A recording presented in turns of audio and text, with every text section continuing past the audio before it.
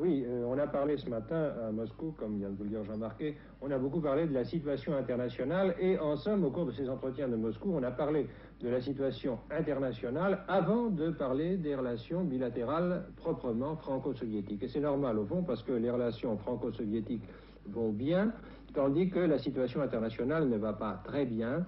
Et c'est en somme un petit peu en médecin que Français et Soviétiques essayent de poser un diagnostic autour de la table des conférences que vous venez de voir, la table des conférences du Kremlin.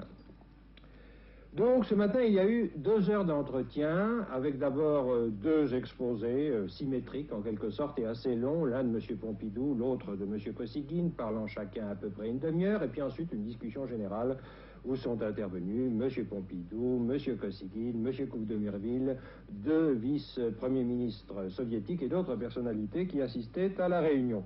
On a parlé du Moyen-Orient, donc on a surtout, je crois, parlé du Moyen-Orient, de l'Assemblée générale des Nations unies avec le vote qui devrait intervenir dans les prochaines heures, du Conseil de sécurité auquel il faudra bien revenir après l'Assemblée générale, parce que c'est en somme le Conseil de sécurité qui a en main les véritables clés d'un règlement pratique. Là-dessus, les soviétiques, je crois, sont d'accord.